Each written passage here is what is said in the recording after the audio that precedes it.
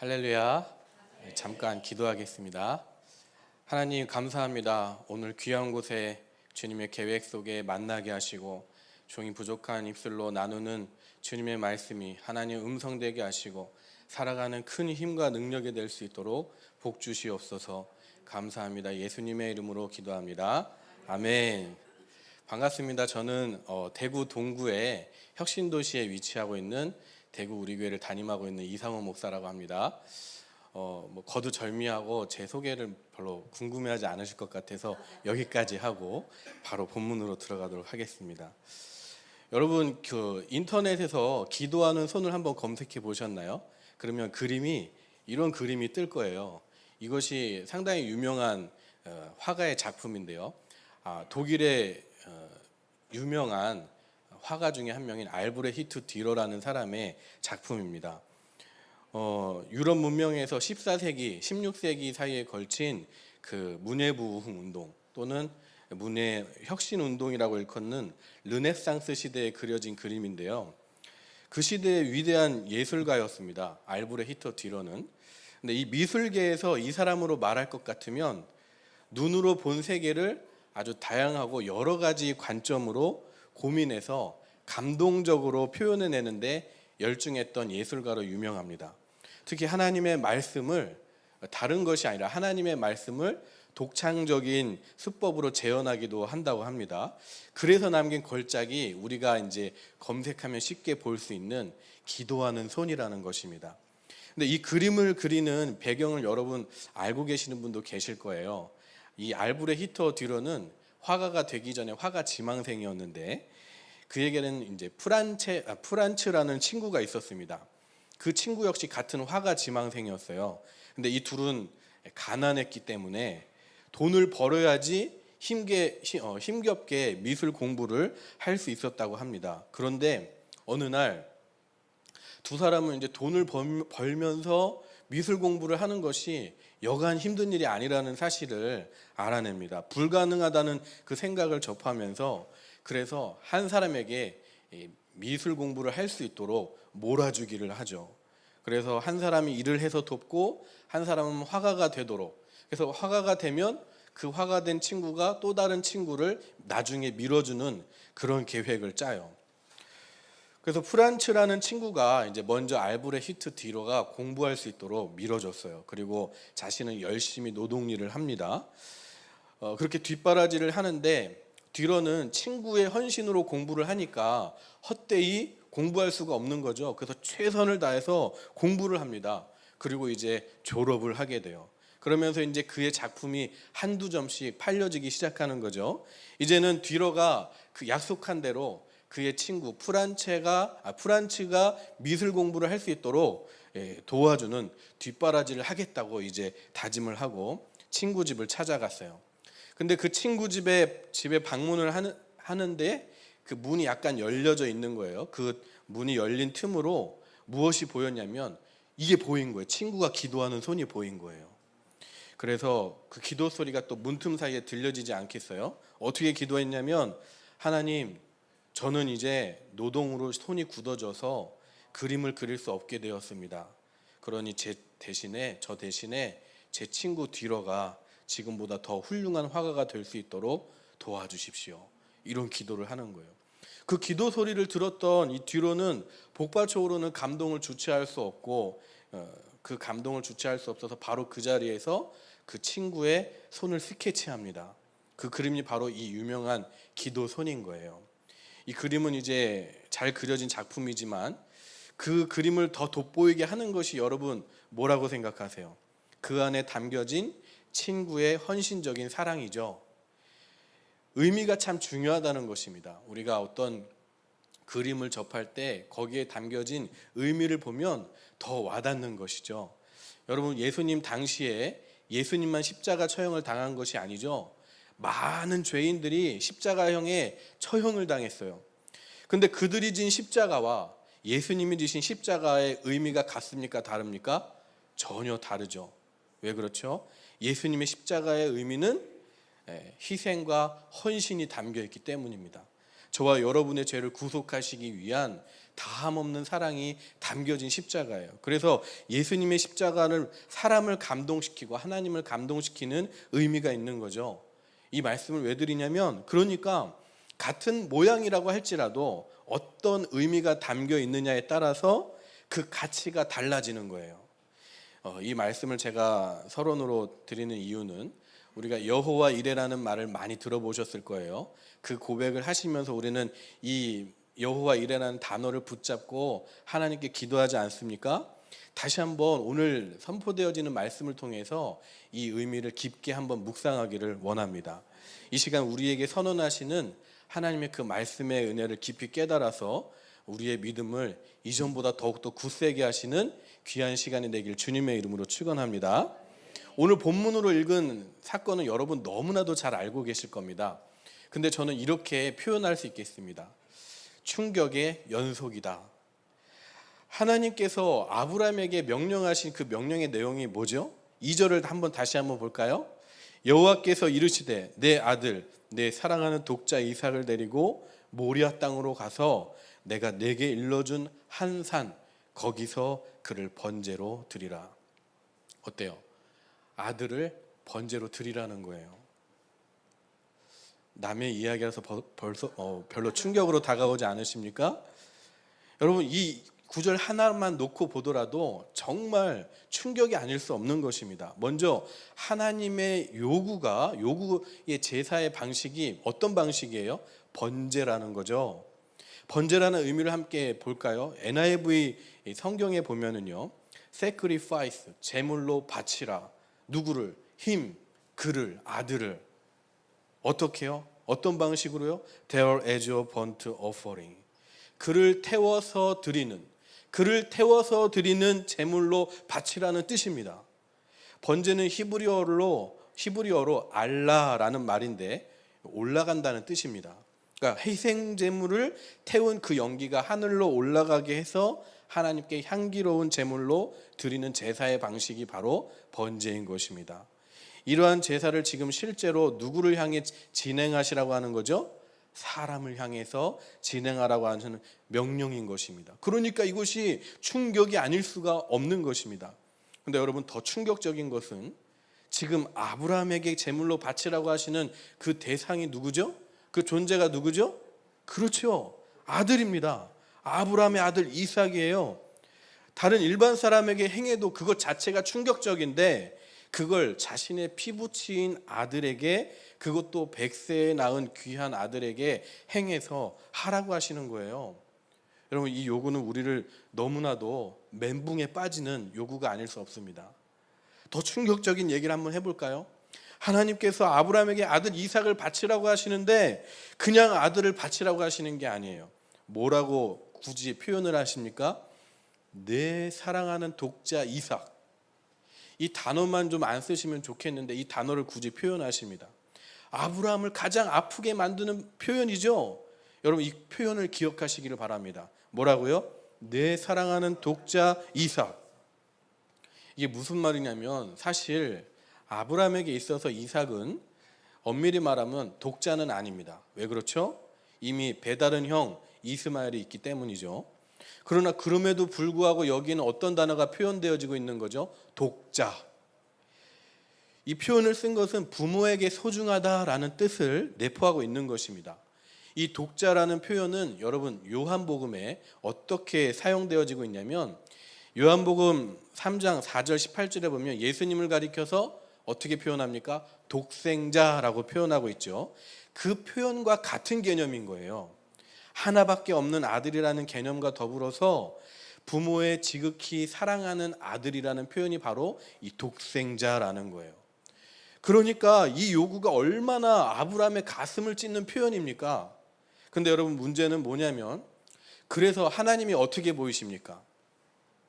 성경에 기록된 대로 자비와 긍휼과 사랑이 무한하신 분으로 보이세요? 아니면 그 반대로 보이세요? 하나님이 너무 잔인하게 보이신다는 거예요. 이 요구 한 문장 때문에. 아브라함에게 요구하실 거면 차라리 좀 더 덜 아끼고 덜 사랑하는 것으로 좀 배려를 좀 해주셨으면 좋겠는데 어째서 그렇게 금이야 오기야 사랑하시는 것을 알면서도 이 세상에 가장 사랑하는 아들인 이삭을 바치라고 하시는 건지, 참 그렇게 잔인하게 요구하실 수 있을까? 하나님 너무하시는 것은 아닐까? 이런 생각이 들 정도입니다. 그러니까 우리는 이 2절의 명령이 어때요? 충격의 도가니탕에 휩싸여 있음을 애써 부인할 수가 없는 것이죠. 그런데 여러분, 또 우리가 충격을 받아야 할 사실이 있습니다. 3절을 보겠습니다. 시작. 아브라함이 아침에 일찍이 일어나 나귀의 안장을 지우고 두 종과 그의 아들 이삭을 데리고 번제의 쓸나무를 쪼개어 가지고 떠나 하나님이 자기에게 일러주신 곳으로 가더니. 아멘. 누군가 말씀을 읽어주시네요. 제가 다음에 읽을 때는 목을 좀 쉬도록 하겠습니다. 감사합니다. 여러분, 이 명령을 요구받은 지금 아브라함이 어떻습니까? 그 명령을 받는데 망설이고 있나요? 아니죠. 아침 일찍 떠나서 망설임 없이 하나님이 일러주신 곳으로 가고 있습니다.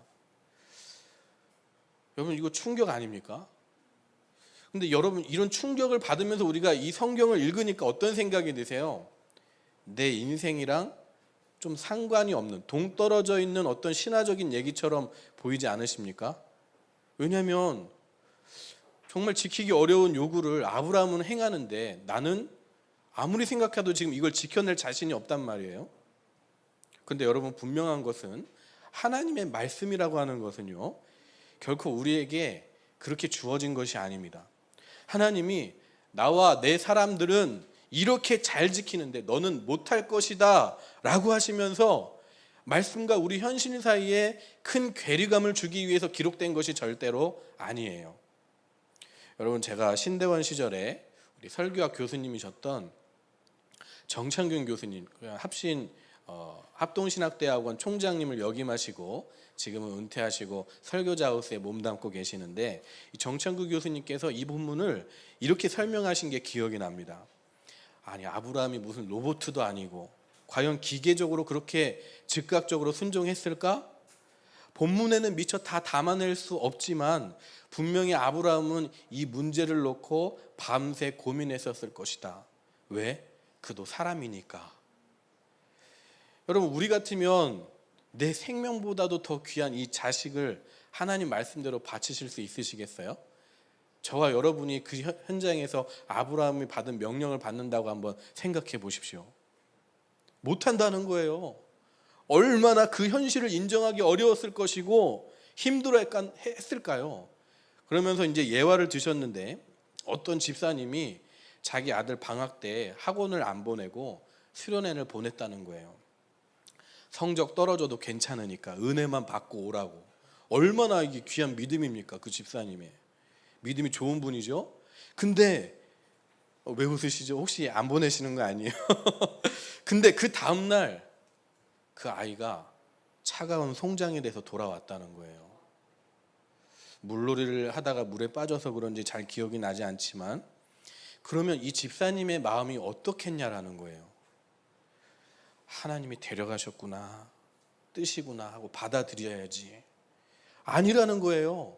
그런 상황에서는 하나님을 원망할 수밖에 없는 것입니다. 우리 자식 괜히 수련해 보냈다. 아니, 어떻게 하나님이 그러실 수 있어? 하면서 괴로워하기 마련이라는 것입니다.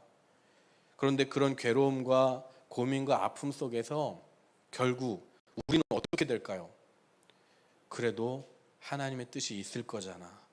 하나님이 나를 골탕 먹이시려고 일부러 이러시는 것은 아닐 거잖아 하면서 그 흐르는 시간과 함께 마음을 추스르고 결국엔 우리 결론이 어떻게 됩니까? 우리 다시 하나님 편에 서기로 결론 내리는 것이 믿음이라는 거죠. 우리가 받은 구원이 우리가 포기한다고 해서 끊을 수 있는 것입니까? 절대로 아니죠. 그래서 결국에는 우리의 모든 아픔과 모든 괴로움을 주님 앞에 맡겨드리면서 하나님 뜻에 굴복하는 것이 우리가 사는 믿음의 삶이라는 것입니다. 아브라함의 모습도 2절과 3절 사이가 이랬을 것이라고 하시면서 설명해 주시던 기억이 납니다. 그러니까 본문이 좀 이해가 가더라고요. 아브라함이 순종이라고 하는 것이 아무런 갈등과 아픔이 없는 순종이 아니었겠구나.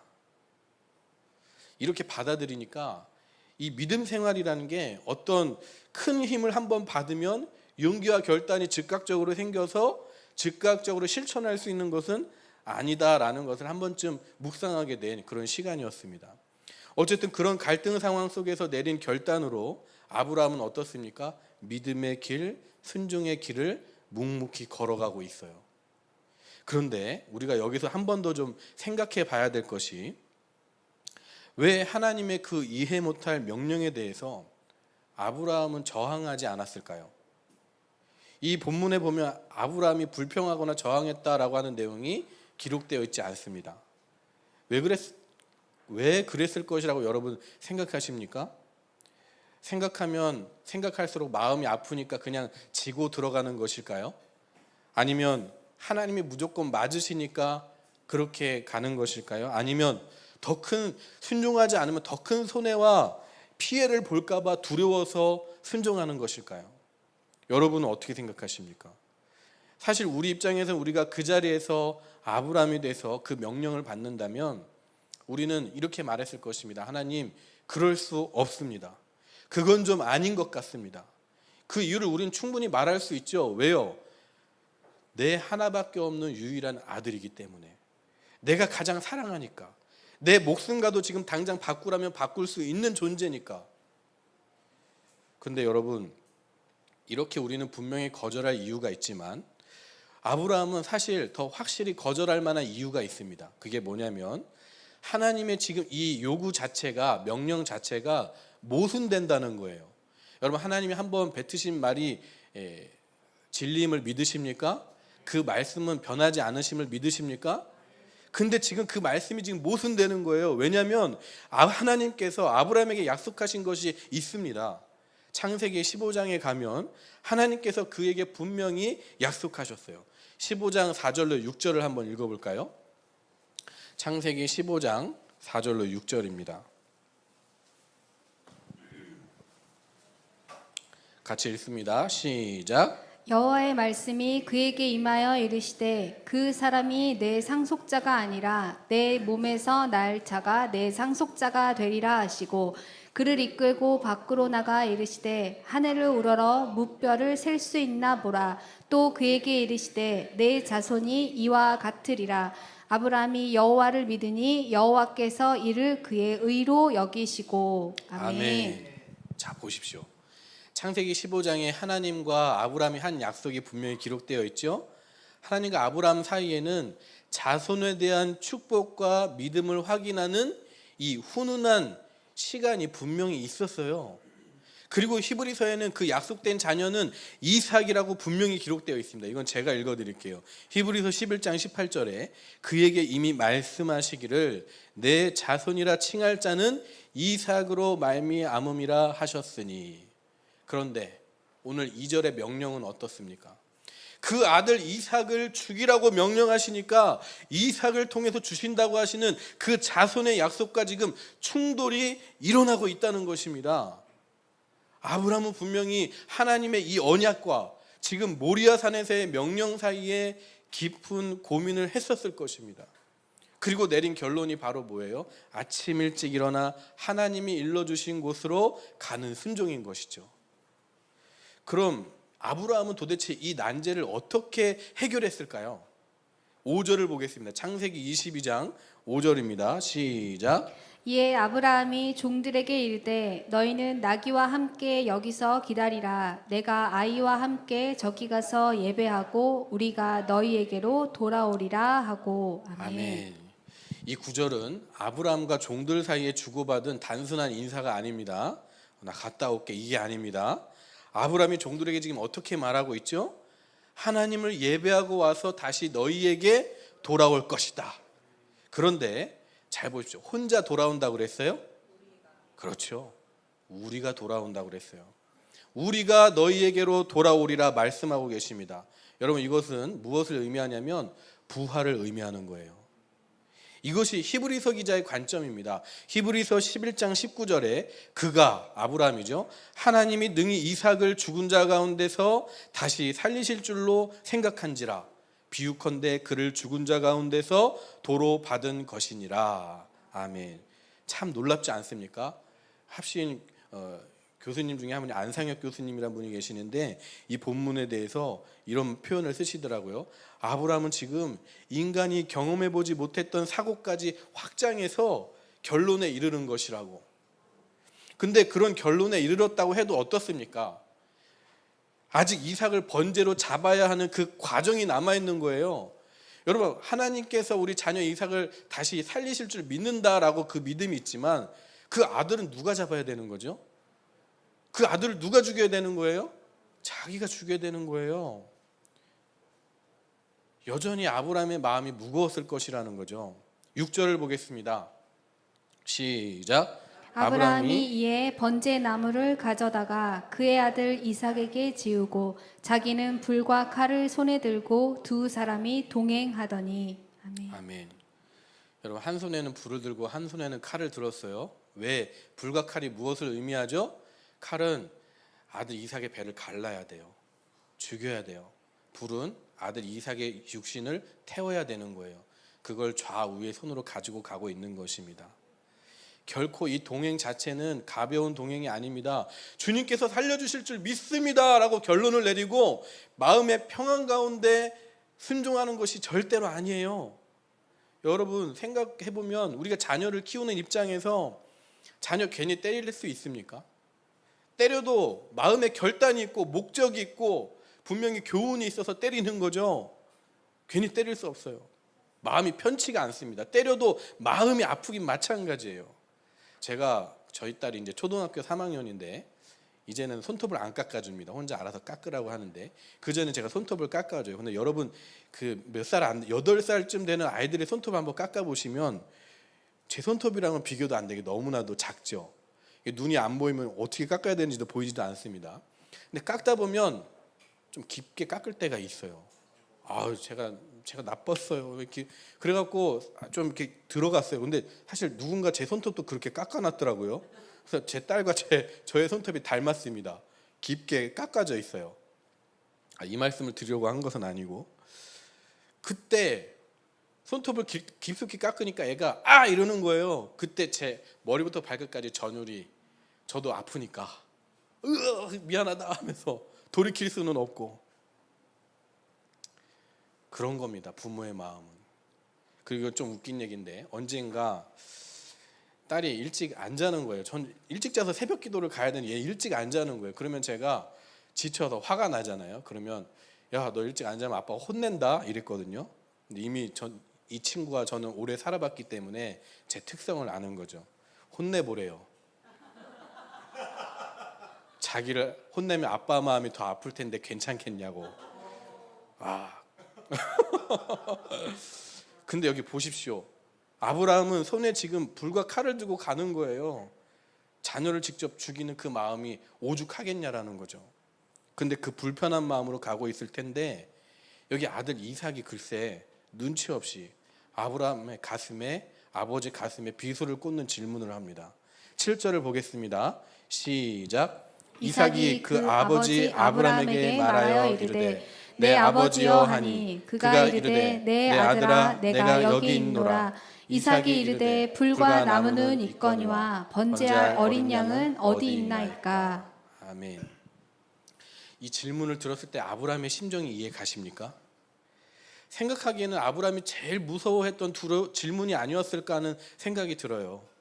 여기서 무너질 만한 것이죠. 지금까지 내가 마음 다 잡고 왔는데 이 녀석이 번제할 어린 양은 어딨냐고 지금 물어보는 거예요. 그때 너 빨리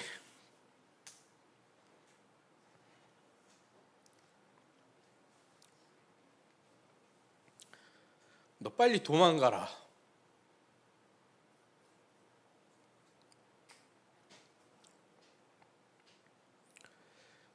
그런 말을 했을 뻔한 상황인 거죠. 그러나 아브라함은 여기서도 자신의 믿음을 아들에게 보여줍니다. 8절을 한번 보실까요? 8절 시작. 아브라함이 이르되 내 아들아 번제할 어린 양은 하나님이 자기를 위하여 친히 준비하시리라 하고 두 사람이 함께 나아가서 아멘. 아멘. 죄송합니다. 동기교회 와서 설교하다가 괜히 울었네요. 감수성이 예민해가지고 제가. 네. 여기 8절을 보시면 우리 합동신학대학원 초대에 교수님이셨던 박윤선 박사님이 이 구절을 이렇게 해석하셨어요. 그는 아직까지도 이삭에게 번제물이 이삭 자신임을 말하기에는 입이 떨어지지 않았기 때문에 이 말을 하였다. 아브라함의 믿음이 그 아픈 마음 속에서도 흔들리지 않는 모습을 우리는 지금 보는 것입니다. 여러분, 이 믿음이 저와 여러분의 믿음이 되기를 축복합니다. 하나님을 향해서 끝까지 그 신뢰를 포기하지 않는 그 믿음, 정말 오늘 어려운 시대를 살아가는 우리의 믿음이 될 수 있기를 주님의 이름으로 축원합니다. 근데 여러분, 이 믿음은요 절대로 하루아침에 만들어지는 믿음은 아닙니다. 제가 이 본문을 전하기 위해서 다시 한번 아브라함이 부름받은 시기부터 시작해서 어떤 일이 있었는지 한번 쫙 훑어봤는데 믿음의 연단이 너무 많았어요. 하나님이 부르셔서 갈 바를 알지 못했을 때 못한 채 고향을 떠났습니다. 그러면서 이제 아내 사례를 누이라고 속이고 자기 혼자 살아남겠다고 발버둥치는 그 아브라함의 모습이 있었어요. 그리고 그런 또 허물 속에서도 어때요? 자신을 포기하지 않으시고 이끌어주시는 하나님을 계속해서 경험했죠. 아브라함이 하나님 보시기에 뭐 이런 녀석이다 해서 넌 이제 믿음의 조상 아니야 이렇게 포기한 게 아니라 그런 부족과 허물 속에서도 여전히 이끌어가고 계시더라고요. 그리고 5개의 동맹국들로부터 전쟁의 승리를 경험하게 하시는 하나님, 분명한 자손의 약속을 주셨는데도 또 어때요? 아브라함은 그 약속을 깨버리고 이스마엘을 낳은 아브라함에게 이삭을 약속해 주셨잖아요. 그리고 소돔과 고모라 땅에 대한 비밀한 계획도 아브라함에게 공유해 주시고, 그런데 또 어때요? 아브라함은 정신 못 차리고 아내를 또 누이라고 속이고 자기 먼저 살려고 했던 그 아브라함의 모습이 있었어요. 그런 그를 다시 꼭 붙잡아 주셔서 회복시키시고 일으켜 주셨더니 이제 오늘 본문까지 이르는 것입니다. 여러분, 이 모든 믿음의 연단이 있었기 때문에 이제는 누가 봐도 하나님이 함께 하시는 것처럼 보이는 아브라함이 된 것입니다. 할렐루야. 그러니 아브라함의 하나님을 향한 그 믿음은 어떻습니까? 아브라함이 대단해서가 아니라 하나님께서 꽤 오랜 시간에 걸쳐서 만들어주신 하나님의 걸작품임을 믿으시기를 바랍니다. 이 모습을 보면서 아브라함처럼 우리 인생의 모든 승리뿐만 아니라 실패까지도 하나님의 손길로 우리의 믿음을 만져가시는 것을 볼 수가 있는 것입니다. 여러분, 우리가 하나님 말씀에 순종하지 못하고 그 반대로 길을 걸어간다고 하면 제일 먼저 놓고 싶은 게 뭐예요? 하나님과의 관계 아닙니까? 교회에서 시험 들면은 우리가 다른 건 놓는 게 아니라 직분 그리고 섬김 그것부터 내려놓잖아요. 그런데 보십시오. 하나님은 그런 아픔과 모든 실패의 모습까지도 다 선한 재료로 사용하시는 거예요. 결국엔 믿음의 분량에 이르는 의의 길로 인도하시는 것입니다. 그래서 우리 여러분 실패해도 불순종해도 죄악으로 여러분의 몸이 가득 차도 뒤로 물러서지 마십시오. 다시 일어나시기 바랍니다. 그래서 신앙생활 자체가 소망인 것입니다. 예수님을 믿는 것은 그래서 우리의 기쁨인 것입니다. 앞으로 저와 여러분의 모든 기쁨과 승리뿐만 아니라 모든 아픔과 슬픔 속에서도 우리를 하나님 자녀답게 만드시는 하나님을 신뢰하시기를 주님의 이름으로 축원합니다. 다시 본문으로 들어와서 이제 결단의 시간이 되었어요. 근데 여기서도 보면 이삭의 모습도 충격이 아닐 수가 없죠. 9절과 10절을 봅니다. 시작. 하나님이 그에게 일러주신 곳에 이른지라 이에 아브라함이 그곳에 제단을 쌓고 나무를 버려놓고 그의 아들 이삭을 결박하여 제단 나무 위에 놓고 손을 내밀어 칼을 잡고 그 아들을 잡으려 하니. 아멘. 아까는 눈치 없이 진물을 했지만 이삭은 분명히 어떤 상태입니까? 혈기왕성한 젊은 나이인 거예요. 근데 100세를 훌쩍 넘긴 아브라함에게 저항합니까? 안 합니까? 저항하지 않습니다. 이 모습이 충격적일 수밖에 없는 것은 절대로 세상의 논리와 방식으로는 이해할 수 없는 현장이기 때문입니다. 저항하지 않는다는 것은 그러면 무엇을 보여주느냐? 이삭에게도 믿음이 있다는 것을 보여주는 거예요. 아버지의 권위에 대한 신뢰, 무엇보다도 자기가 번제물이 되는 것이 아버지를 통해서 역사하시는 하나님에게서 나온 것이라는 그 믿음 때문인 것이죠. 그러니까 하나님에 대한 온전한 믿음이 밑바탕되지 않고서는 그 어떤 말로도 설명할 수 없는 현장인 것입니다. 아버지와 아들의 믿음이 서로에 대한 신뢰가 지금 이 말도 안 되는 합작을 이루고 있는 것입니다. 이제 하나님께서는 이 현장을 마무리 지으십니다. 감사하게도 2절의 그 충격적인 요구 그대로 아브라함이 행하도록 놔두지를 않으세요. 11절과 12절입니다. 시작. 여호와의 사자가 하늘에서부터 그를 불러 이르시되 아브라함아 아브라함아 하시는지라 아브라함이 이르되 내가 여기 있나이다 하매 사자가 이르시되 그 아이에게 내 손을 대지 말라 그에게 아무 일도 하지 말라 내가 내 아들 내 독자까지도 내게 아끼지 아니하였으니 내가 이제야 내가 하나님을 경외하는 줄을 아노라. 아멘. 그리고 정말 아까 아브라함이 한 말 그대로 하나님께서 번제할 어린 양을 하나님께서 친히 준비해 주셨다는 그 말이 현실이 되었습니다. 13절이죠. 시작. 아브라함이 눈을 들어 살펴본즉 한 순양이 뒤에 있는데 뿔이 수풀에 걸려 있는지라 아브라함이 가서 그 순양을 가져다가 아들을 대신하여 번제로 드렸더라. 아멘. 그래서 이와 같은 모습을 보고 이제 아브라함이 말하는 겁니다. 뭐라고요? 14절입니다. 시작. 아브라함이 그 땅 이름을 여호와 이레라 하였으므로 오늘날까지 사람들이 이르기를 여호와의 산에서 준비되리라 하더라. 아멘. 여기서 우리는 아주 중요한 메시지를 발견합니다. 여호와의 산에서 준비되었다 하는 것입니다. 어쩌면 이 말씀이 제가 앞서 전한 모든 내용보다 더 중요한 말씀이에요. 이 땅이 지금 어디입니까? 모리아 땅입니다. 모리아 산. 이 모리아 산은 성경에 세 군데 등장합니다. 오늘 본문 창세기 그리고 역대하 그리고 신약성경 사복음서에 등장합니다. 역대하 3장 1절을 제가 읽어드릴게요. 솔로몬이 예루살렘 모리아 산에 여호와의 전 건축하기를 시작하니 그곳은 전에 여호와께서 그의 아버지 다윗에게 나타난 곳이요. 이 모리아 산이 위치한 곳이 어디라고요? 예루살렘. 하나님이 자기를 나타내신 곳이라고 기록하고 있죠. 그로부터 약 1000년이 지난 시점에 예루살렘에서 무슨 일이 벌어졌습니까? 예수님이 십자가에 돌아가셨어요. 그렇다면 여호와의 산에 준비되었다고 하는 것은 여호와 이레라고 하는 말은 단순히 신자의 앞길을 예비했다 정도의 뜻이 아니라 무슨 뜻입니까? 예수 그리스도의 대속을 의미하는 것입니다. 그러니까 지금 창세기 22장 전체는 이런 기독론적인 관점에서 이 사건을 볼 수 있는 것입니다. 그러면 6절에 아들 이삭이 번제할 나무를 자기가 가지고 지고 가는 모습이 누구를 떠오르게 하는 거죠? 그렇죠. 예수 그리스도께서 십자가를 지고 가시는 모습을 떠오르게 하는 거죠. 또 그와 나란히 한 손에는 불과 한 손에는 칼을 들고 가는 아브라함의 모습을 통해서 누구를 볼 수 있습니까? 모든 심판과 저주를 부으시는 하나님의 아버지의 모습이 보이는 거죠. 그리고 아버지 아브라함은 종들에게 이렇게 얘기합니다. 5절에 우리가 너희에게로 돌아오리라. 부활이죠. 이렇게 창세기 22장에 드러난 모습은 예수님의 십자가와 부활을 통해서 드러나게 되는 대속인 것입니다. 기독교의 핵심 메시지죠. 여러분, 우리가 자동차 하나를 만들기까지 그리고 집 하나를 건축하기까지 설계도 없이 지을 수 없습니다.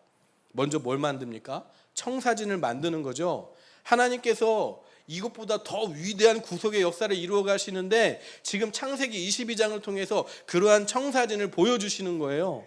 아브라함과의 언약을 통해서. 어떠세요? 여호와 이레라고 하는 의미를 조금 더 깊이 생각하실 수 있으시겠습니까? 말씀을 맺겠습니다. 우리는 처음에 아브라함에게 하나밖에 없는 독자, 자기 생명보다 더 소중한 아들 이삭을 바치라고 요구하시는 그 하나님이 이해가 갔어요? 안 갔어요? 이해가 가지 않았습니다. 그래서 어떤 불평을 하기 마련입니까? 어째서 사랑하는 아들을 잔인하게 번제로 드리라고 할 수 있으십니까? 하나님 정말 너무 잔인한 것 아니십니까? 그런 불평 어린 질문을 우리 마음속에 그릴 수 있었습니다. 충분히. 그러나 하나님은 지금 그 우리의 불평 어린 질문에 어떤 대답을 놓고 계시는 것처럼 보이십니까? 나에게도 유일한 아들이 있다. 내가 가장 사랑하는 아들이다. 너희 죄 때문에 나는 지금 그 말도 안 되는 일을 행하였다. 어디에서요? 십자가에서. 이 위대하신 아버지의 사랑과 아들의 대속의 희생이 예수님을 믿는 저와 여러분 안에 있음을 믿으시기를 바랍니다. 우리가 지금 그 생명을 소유하고 있는 거예요. 우리 한 사람 한 사람은 그냥 그냥 대충 바라보고 지나가는 존재들이 아닙니다. 너무나 소중하고 너무나 존귀한 존재입니다. 왜? 어린 양 대신 예수 그리스도께서 우리 안에 계시기 때문에. 여러분, 이것이 저와 여러분이 믿는 복음임을 믿으시기를 바랍니다. 이 복음의 은총이 저와 여러분의 마음과 믿음을 더욱더 굳세게 하고 저와 여러분을 통해서 많은 사람들에게 흘러갈 수 있기를 주님의 이름으로 축원합니다. 우리 같이 찬양하면서 하나님의 사랑을 함께 고백합니다.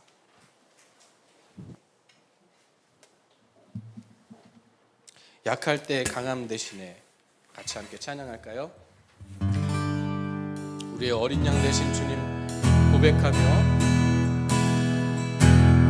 약할 때 강함 대신에 나의 보배가 되신 주 나의 모든 우리 가슴에 손을 얹고 한번 고백해 보겠습니다. 주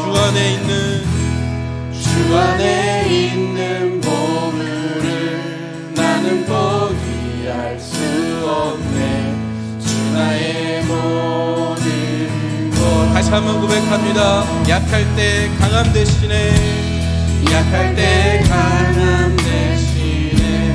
나의 보배가 주 나의 모든 것. 주 나의 모든 것. 아멘. 믿습니다. 주 안에 있는 보물을 나는 포기할 수 없네. 주 나의 모든 것. 우리 주님께 두 손을 높이 들고 예수 어린 양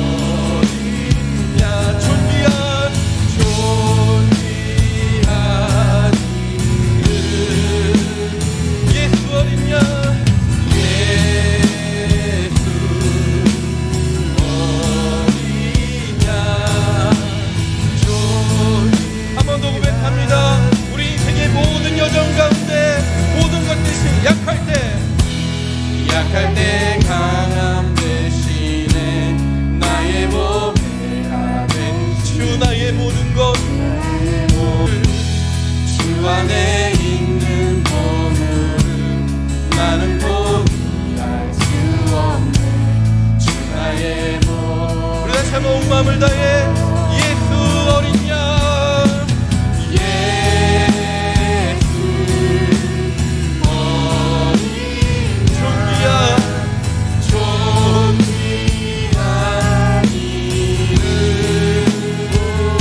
아멘.